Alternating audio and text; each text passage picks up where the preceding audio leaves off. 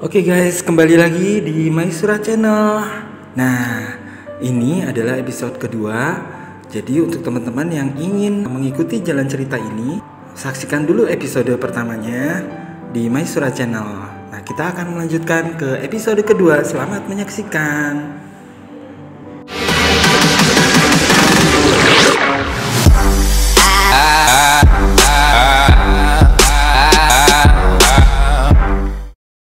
Tepati dulu janjimu untuk mengembalikan temanku. Saat itu juga si nenek sihir pun mengucapkan mantra kepada Tiwiana. Namun Tiwiana perlahan tersadar dari pingsannya dan melihat Simi yang sedang berada jauh darinya terlihat sedih. "Mau kau apakan Simi temanku?" ujar Tiwiana bertanya kepada nenek sihir tersebut. Nenek sihir pun menjawab, "Akan kujadikan dia santapan untuk peliharaanku, buaya laut." Betapa terkagetnya Tiwiana yang mendengar hal itu. Namun sungguh terlambat. Nenek sihir laut sudah terlanjur mengucapkan mantra kepada Tiwiana yang menyebabkan ia kembali pingsan dan menghilang. Simi pun terkaget dan bertanya kepada si nenek sihir laut, "Kemana temanku? Apa yang kau lakukan padanya?" tanya Simi. "Aku sudah kembalikan dia ke tempat yang kau minta," ujar nenek sihir laut. "Lihatlah, dia sudah tertidur di sebuah rumah di kota Duyung," lanjut nenek sihir sambil menunjukkan kepada Simi bayangan keberadaan Tiwiana. "Sekarang kamu yang harus tepati janjimu kepadaku, lumba-lumba," ujar nenek sihir laut. Kemudian Simi memasrahkan dirinya sambil berucap, "Baiklah, aku sudah senang sahabatku sudah selamat, dan kamu harus berjanji nenek sihir bahwa kamu tidak akan sekalipun lagi melukai sahabatku bila engkau bertemu dengannya," katanya lagi sambil berlinang air mata. Ia pun kini benar-benar sedih membayangkan bahwa ia akan segera mati menjadi santapan buaya dan tidak akan pernah bertemu dengan sahabatnya Tiwiana. "Aku sudah lapar, ratuku. Bolehkah aku memakannya di luar? Aku tidak ingin mengotori guamu ini dengan darahnya lumba-lumba ini," ujar si buaya. "Iya, aku akan berjanji tidak akan menyakiti lagi sahabatmu," ujar si nenek sihir. Kemudian ia pun melanjutkan menjawab pembicaraan si buaya. "Tentu saja peliharaanku. Kamu boleh memakannya di luar. Silakan menikmati hidanganmu," ucap si nenek sihir. Sekejap pun si buaya laut menggigit si lumba-lumba dengan cepat dan membawanya keluar dari gua tersebut, meninggalkan si nenek sihir. Saat si buaya laut keluar dari gua sambil menggigit Simi, si buaya pun berbicara, "Jangan kau bergerak, lumba-lumba. Aku tidak akan menyakitimu.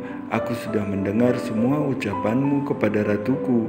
Aku terharu kepadamu yang rela berkorban demi sahabatmu. Sekarang diamlah selama dalam perjalanan ini. Aku akan membawamu ke suatu tempat." Simi pun terkaget mendengarnya.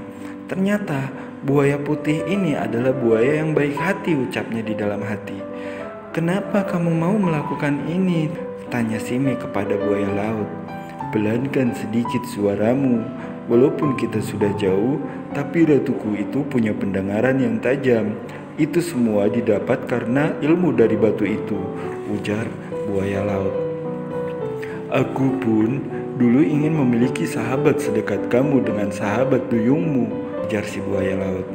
"Dahulu aku dan ratuku adalah sahabat. Dahulu dia sangat cantik, tapi ternyata dia lebih mementingkan batu itu, dan keindahan batu itu telah mengubahnya.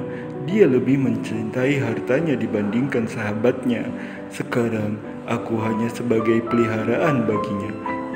Ia sudah berubah," cerita si buaya laut.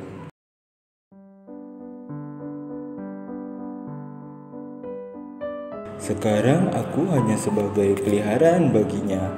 Ia sudah berubah menjadi orang yang tidak kukenal, buruk rupa dan kasar peringainya," cerita si buaya putih. Sesampainya di tujuan, buaya melepaskan Simi dan buaya tersebut pun mengeluarkan sesuatu dari dalam mulutnya. Betapa kagetnya Simi melihat hal tersebut, karena yang dilihatnya adalah batu yang bersinar.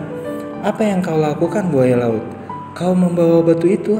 Tanya Simi keheranan. Iya, aku membawanya. Sepulang dari ini, aku pasti akan dibunuh oleh ratuku. Tapi aku rela, karena aku juga sudah bosan hidup menjadi peliharaannya, sahut si buaya. Sekarang aku bahagia, minimal aku telah melakukan sesuatu yang aku tahu ini baik, yaitu menyelamatkanmu, lanjut si buaya laut. Sekarang kita telah sampai di ujung laut utara. Aku akan mengubahmu menjadi seekor naga atas bantuan batu ini, sehingga tidak ada yang mengetahui engkau masih hidup, ucap si buaya laut. Tapi aku tidak ingin menjadi naga, wahai buaya laut, kata Simi kembali. Namun semua sudah terlambat. Simi telah berubah menjadi seekor naga besar dengan batu bersinar itu di dadanya. Buaya pun meninggalkannya di sana seraya berujar, maafkan aku lumba-lumba. Aku melakukan hal ini agar harapanku ratu dapat berubah menjadi semula, baik hati dan penyayang. Tidak suka menindas makhluk lainnya, ujar si buaya. Aku juga mengingatkanmu lumba-lumba bahwa kamu tidak bisa meninggalkan tempat ini karena kamu telah bersatu dengan batu ini yang mencegahmu untuk keluar dari laut utara ini, ujar si buaya lagi. Pesanku satu lagi, saat sifatmu berubah menjadi ganas, ingatlah persahabatanmu dengan sahabatmu si duyung, lanjut buaya seraya menjauh dari tempat tersebut. Simi pun terdiam, dia kebingungan setengah mati dengan bentuk barunya. Yang ia pikirkan bagaimana bila nanti sahabatnya menemuinya dengan bentuk seperti ini. Tiwiana pasti tidak menyukainya dan tetap akan meninggalkannya sendiri. Bila demikian, biarlah aku harus melupakan masa laluku dan memulai hidup baru sebagai seekor naga, kata Simi. Kemudian Simi pun terdiam dan beristirahat di tempat buaya laut itu meninggalkannya. Di lain tempat, Tiwiana tersadar dari pingsannya, dan ia pun segera panik bukan kepalang. Ia ingat semua yang terjadi, bahkan kepada temannya Simi, dan ia pun segera berlari ke arah ayahnya Triton.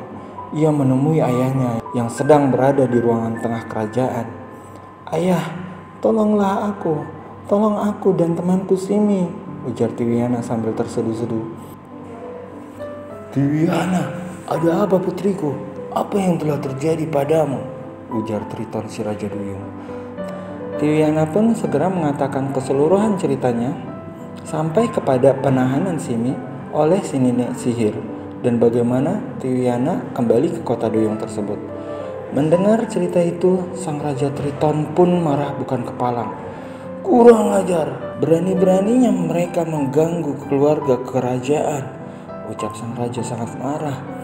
Kemudian ia memerintahkan kepada 3 orang prajurit terbaiknya untuk menyiapkan keadaan perang dan menyerbu kediaman si nenek sihir laut tersebut. Berangkatlah sang raja dengan 3 orang prajurit dan juga Tiwiana yang ikut serta dengan mereka. Di lain tempat, di kediaman si nenek sihir, sang buaya laut pun sudah kembali dengan aktingnya yang pura-pura kenyang habis memakan Simi si lumba-lumba. Namun si nenek sihir sudah berada di depan gua, menunggunya dengan wajah yang sangat menyeramkan dan menggunakan sapu sihirnya. Nenek sihir pun berkata dengan kencang, "Aku tahu apa yang kau lakukan, hai buaya busuk. Kau benar-benar tidak tahu terima kasih," ujarnya dengan kasar. Buaya laut pun terkejut dan mencoba berbalik arah. Ia mengetahui bahwa si nenek sihir itu sudah mengetahui semuanya dan mencoba menjauh dari si nenek sihir. Namun sudah terlambat karena si nenek sihir laut sudah melancarkan serangan kepada si buaya laut yang mencoba kabur. "Aku tidak akan memaafkanmu karena kamu juga sudah memberikan batu itu kepada si lumba-lumba jelek itu. Aku sangat kesal," ujar si nenek sihir laut. Si buaya pun akhirnya pasrah dengan keadaan tersebut dengan hanya berdiam diri dan tidak melawan. Dikarenakan ia juga menyayangi si ratu. Buaya laut berbuat itu semua demi menginginkan si nenek sihir laut yang dulunya ratunya berubah kembali seperti sedia kala, yaitu menjadi baik hati dan penyayang. Lama sekali siksaan yang dilancarkan oleh si nenek sihir laut kepada si buaya laut, sampai akhirnya Sang buaya laut itu pun hampir menemui ajalnya.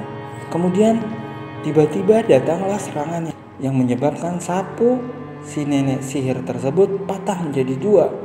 Yang menyebabkan hal itu terjadi adalah serangan prajurit dari Raja Duyung. Triton sang raja mengeluarkan jurus pamungkasnya yang menyebabkan si nenek sihir itu hangus seketika. Tidak jauh dari itu, tergeletak sang buaya yang tidak berdaya. Ia bergumam, "Wahai putri Duyung, aku telah menyelamatkan sahabatmu." Buaya itu berbicara sangat pelan dan lambat. Namun setelah Tiwiana mendekatinya, ia sadar sang buaya tersebut sedang sekarat. "Di mana sahabatku, wahai buaya?" tanya Tiwiana. "Ia sudah kuselamatkan dan ia berada di ujung laut utara," jawab buaya laut. Namun sebelum melanjutkan jawabannya, sang buaya laut pun mati. Oke, itulah akhir dari episode kedua. Nantikan untuk cerita episode ketiganya di Maisura Channel. Jadi teman-teman jangan lupa untuk subscribe, like, dan share. Sampai jumpa kembali. Assalamualaikum warahmatullahi wabarakatuh. Bye-bye.